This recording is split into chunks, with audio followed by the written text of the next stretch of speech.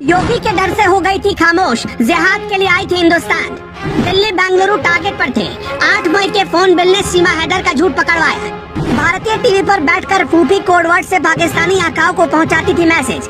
Getup बदलने की मिली थी 1 साल तक ट्रेनिंग। 70,000 रुपए में खरीदा था फोन।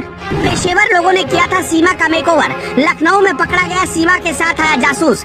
आईबी ने भी खोल दिए राज। रोते और चिल्लाते कटी सीमा की रात। नेपाल में फर्जी नाम से रुके थे सीमा और सचिन। काठमांडू के होटल न्यू विनायक के कमरा नंबर 204 का सच अब सामने आ चुका है, क्योंकि इसी कमरे में रुके थे सीमा और सचिन। होटल मैनेजर ने दोनों को पहचान लिया है। उसने खुलासा किया कि एक होटल के कमरे में ही दोनों की शादी हुई थी।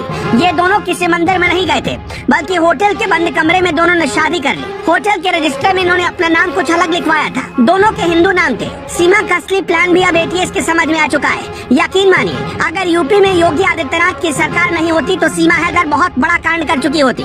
किसी तीसरे शख्स की मदद से पूरी तैयारी के साथ सीमा को भारतीय सीमा में दाखिल करवाया गया। सीमा ने बाकायदा पूरी तैयारी के साथ अपना ड्रेसअप इस तरीके से बनाया कि वो ग्रामीण भारतीय महिला लगे, न कि बाहर देश की महिला। नेपाल भारत की सीमा की सुरक्षा एसएसबी के जवान करते हैं। सीमा पर हाई रेजोल्यूशन कैमरे लगाए गए, जहां से किसी का भी बच पाना या भागना नामुमकिन है। लेकिन वहां के सारे वीडियो फुटेज खंगाल लिए गए, पर सीमा सचिन नहीं मिले। ऐसी आशंका है कि गरेड़िया का वेश धरकर सीमा और सचिन दोनों बॉर्डर को पार कर गए। बच्चों को भी इसी हिसाब से गेटअप दिया गया, जिससे किसी को शक नहीं हो, और सीमा सचिन भारत में दाखिल हो गए। सीमा हैदर के मामले में सबसे हैरान कर देने वाला खुलासा तो लखनऊ से हुआ, जहां सीमा का एक बड़ा राजदार पकड़ा गया। सीमा हैदर को गेटअप बदलने के लिए प्रोफेशनल ट्रेनिंग मिली। सीमा हैदर के लुक को किसी गांव और देहात की महिला की तरह दिखाने की खातिर स्पेशलिस्ट लोगों को तैनात किया गया। सीमा हैदर को दुबई में कैसा लुक रखना था, नेपाल में कैसे रहना था, और कैसे वेश में भारत नेपाल सीमा से पार करके भारत में दाखिल होना था, इसके लिए प्रोफेशनल लोगों को रखा गया। सीमा को साड़ी पहनना सिखाया गया। हिंदू बनकर सिंदूर कैसे लगाना है ये भी बताया गया। मीडिया सोर्स दावा कर रहे हैं कि सीमा को हर मौके पर कैसे गेटअप बदलना है, इसके लिए बाकायदा 1 साल तक ट्रेनिंग मिली। सीमा को दुबई कब पहुंचना है, दुबई से नेपाल कब जाना है, ये भी पहले से तय था। भारत आने से पहले सीमा ने 70,000 पाकिस्तानी रुपए में एक मोबाइल खरीदी थी।